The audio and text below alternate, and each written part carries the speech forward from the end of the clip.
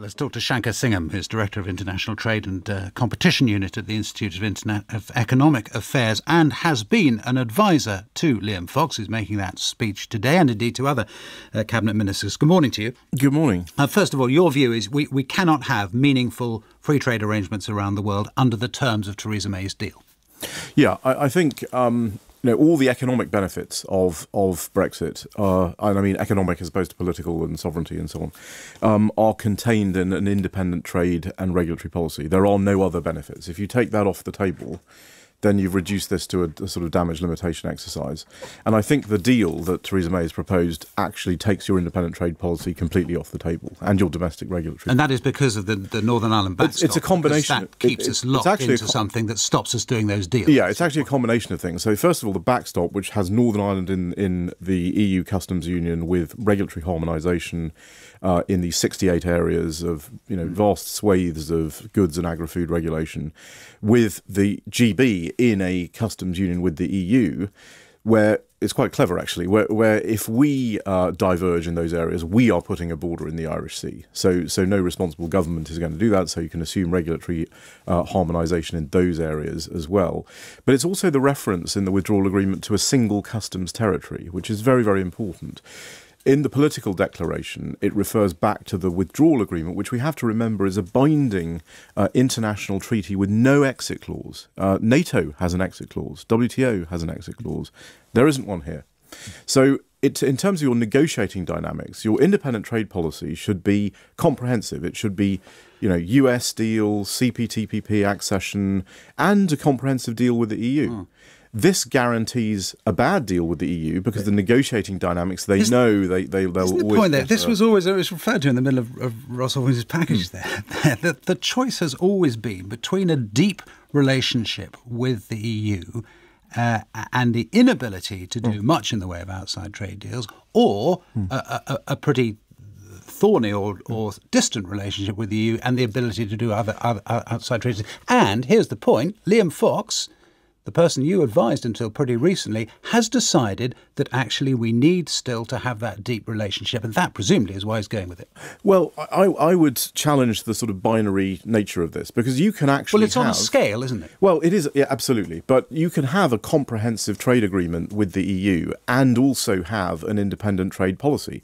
So what the EU has actually offered us, their offer which we rejected, which is a comprehensive free trade agreement with regulatory cooperations, with customs facilitations and with Irish border facilitations, not, as people have suggested, a trade agreement with GB and a separate arrangement for Northern Ireland. The Irish border facilitations is the difficult bit of that, isn't it? But actually, it was a comprehensive trade agreement, but it wouldn't have. The Northern Ireland border would still have been a separate issue. But there are alternatives to the current arrangement, to the backstop. You can have, we need to focus on the permanent relationship in the island of Ireland, and we need to ensure that we have a customs and trade facilitation chapter with an Irish border protocol. Can I ask you this? Are you surprised at what Liam Fox is saying today? We understand one of the things he's going to say is that the Theresa May's plan is a firm and stable base on which to leave the EU. Given all that you have just said, and you've presumably said it to him, are you surprised?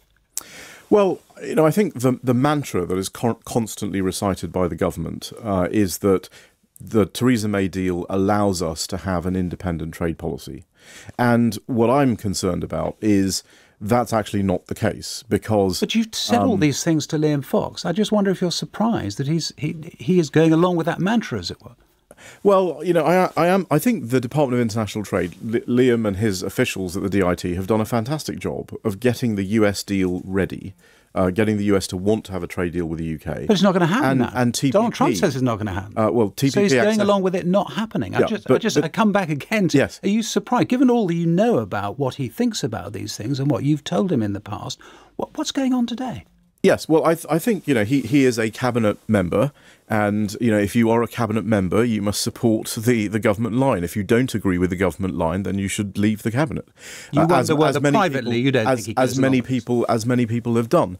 But I think... Privately, do you think he agrees with the cabinet line? Well, I think what you know about. Yeah, I think he wants to have an expansive trade policy. He's always wanted to have that. I mean, one of the things that Liam has said that I agree with, and I think it's absolutely true, is this is major G7 nation adopting independent trade policy for the first time in 40 plus years. That's a huge global event. Never happened before, probably never happen again. And there's tremendous opportunities.